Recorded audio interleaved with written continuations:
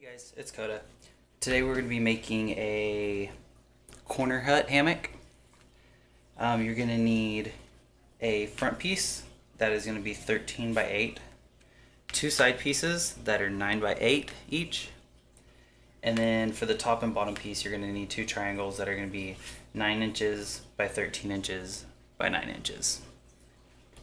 And I cut each in a piece of fleece because I like an inner liner and an outer liner, which is just a really nice high quality cotton. So I'm going to separate these out. These are basically my stencil, so I get it the same every single time.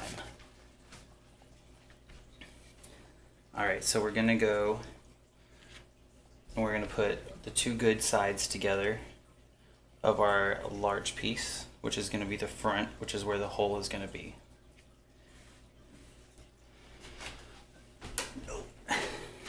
And we're going to take a cup or whatever you would like. You could even freehand a circle or star or whatever. And I'm just going to trace it. And this is going to be the entrance that the rats or ferret or whatever you have is going to go through. And now we're just going to pin all four corners, and then I'm going to sew around my line, and then we'll cut out the inner and then flip it inside out. Alright, so I went ahead and sewed all the way around right here, and now I'm just going to cut it out. You can either do a slit and use some scissors, or you can use a rotary knife and freehand it, which is what I am going to do. Just be very careful so you don't accidentally cut your stitching, because then it's ruined. I've done that a few times.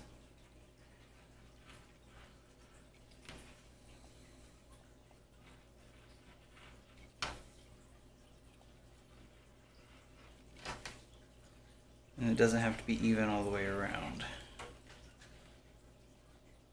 Just a spot. There we go. Now I got the hole cut out, and I just left a little bit of edge on the inside. Now I'm going to take out the pins.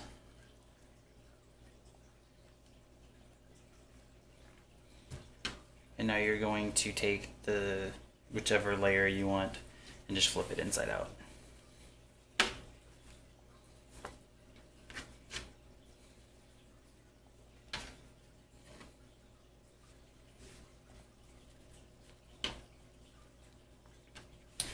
Smooth it out, and if you have an iron you can just flat iron, or you can iron that, but I don't have an iron and I'm ghetto, so I use a flat iron for hair, and I just smash it all the way around so that it's flat, so then I can do my stitching around it so that this doesn't get loose and come apart whenever the rats are running through it. So I'm going to do that and I'll be back. Now you should have this, and if it'll focus, there it is. You should have a seam all the way around the edge, and that just helps it from sliding in and out. Now you're going to take one of your side pieces, and you're going to put the two patterns together, and then you're going to put your fleece on the outside.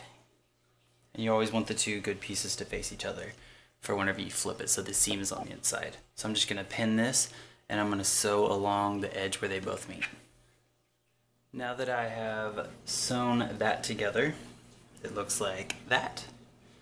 So now the seam will be on the inside, and I'm just going to flip it like that. Then I'm going to do the exact same thing with our other side piece on the other side.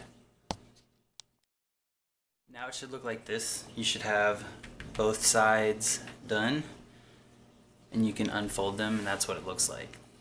Now some people you can go like this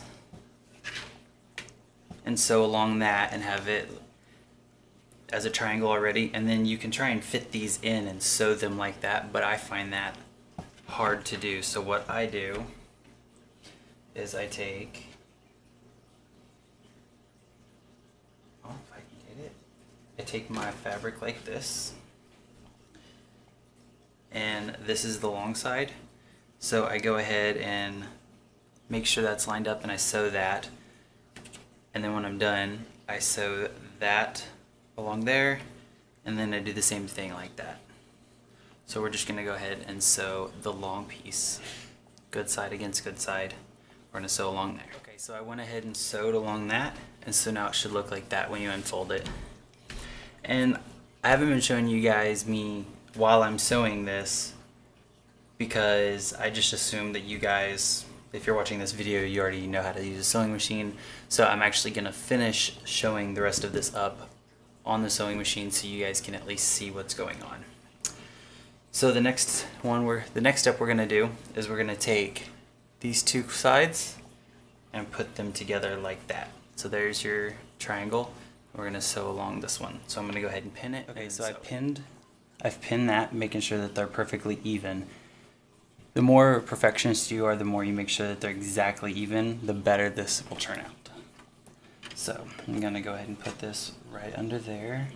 Make sure I don't have anything underneath. You don't want to sew your wrong sides together. Okay, so I'm gonna sew. And then so that cut doesn't come undone, you're going to back stitch. On mine it's got this back button right here. Yours might be somewhere else. Back all the way up, so now you sewed over what you sewed, so it's not going to come unravel. And now you're going to sew along, and then once you get down here, you're going to do the back stitch again. And you're going to try and keep as even away from here as you can. If you go zigzag, whenever you open it, your walls are going to be zigzagged. So the straighter line you get, the better it'll be.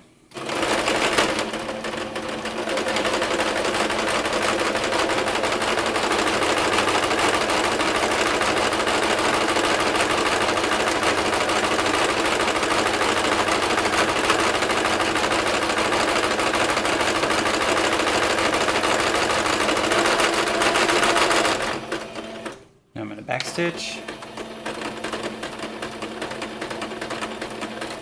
And I'm going to go over it again. Lift it up. And cut it off. Oh. Now we can unpin that. And so now it should be like this. I've got that corner done. So now, if you can see, here's the, I don't know if that's far away for you guys, but here's the big long strip that we did earlier, and here's the top. And now we're going to take this side, the opposite of what we just did, and we're going to fold it to this one, and we're going to sew that. So let's pin it, and then, okay, so we got it pinned just like before. Now we're going to do the same thing. We're going to back stitch, sew, back stitch, keeping the same distance along the whole way.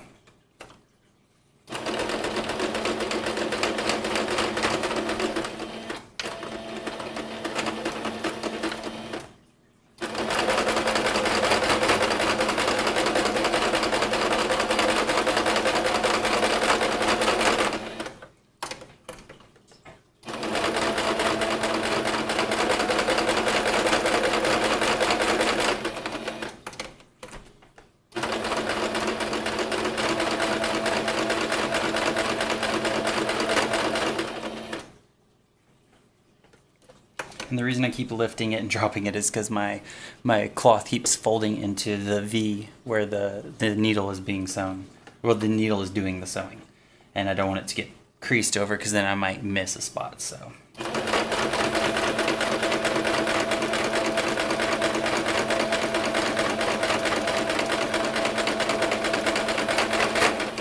right off the end and back stitch.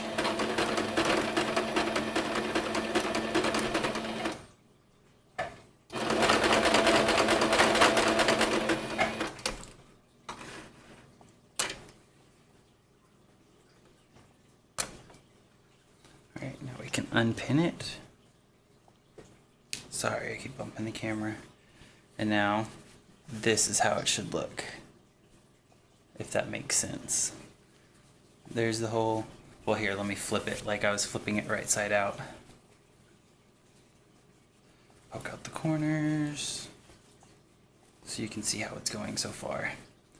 So see, we've already gotten that done. Here's our top, and these are our sides in the back, and there's that. So now all that's left to do is do exactly what we just did, but to the bottom. So I'm going to turn it the way it was. So now we're going to start again. Here's the one with the hole in it, and here's the long piece. I'm going to take this, the long edge of the triangle. So we're going to do what we did last time, and we're just going to sew along here, and then we're going to sew the two sides of the side squares that we did to that, just like before. If you don't remember, just go back and watch it. I'm going to go ahead and do this, and then I'll get back. Alright, so if you followed the instructions correctly, it should look like this. It should pretty much look finished, except this back pocket should still be open, and we're just going to sew and seal that up. And if yours doesn't look like this, then you need to go back and watch it again because you missed something. So I'm going to sew this up, and then I'll be back. Okay, so your finished product should look like this if you did everything correctly. All your edges are sewed nice and straight and crisp. So now we're just going to reach inside, turn it inside out, which I always think is the funnest part, but I don't know, I'm weird. Let's see. Push out all the corners, make sure everything looks okay. Okay, and you're going to want to push the corners out really good because this hammock, if you haven't noticed, doesn't have loops for you to put chains or anything through. It's because I'm going to be doing eyelets. It's where you cut them out and you punch them through the corners. And I like it because whenever you have fabric hanging off, normally the rats like to chew on it and tear it up. So we're going to go ahead and do our eyelets. But this is what your corner hammock should look like. And that should still, if you did it correctly, that should still be a very good 90-degree angle right there. So it fits in the corner. You don't want it to be like 45, or it just doesn't fit the same. Okay, so I'm going to go ahead and show you how to do one eyelet, and then you obviously can do the rest on your own. And we're done. Okay, so you're going to get your eyelets, and you should have some that are 2 different heights. You need one of each. And I just pick right about, there's where I want it to be. So I'm going to trace it on the inside. So I have my guideline, and then you are just going to cut it out. I cut a slit through it. You don't want to cut out too much fabric, otherwise your eyelet's just going to float around and it's going to be really hard for it to hold on. You want it to be a tight squeeze, kind of like gauging an ear. You want it to be a perfect fit. You don't want it to be too big of an opening, otherwise it's just not going to sit right. Okay, so I cut through that. I'm going to take my eyelet that's got the bigger lip, and I'm going to wiggle it through, and I cut through both layers. Sometimes you have to go through the back and cut where it's going to be. Just wiggle until it's exposed all the way around. I'm having trouble with this one, but that's good because you want it to be in there tight. You don't want it to be super easy, and that's what holds it really good. Okay, now it's sticking through, so we're going to take our other eyelet and slide them together, and that's how it should look. You're just going to set this eyelet on there, set your other tool on top, and you're going to hammer it twice, and now it's in. Finish it up and you're done. Have fun, guys. Like, comment, subscribe. See you next time.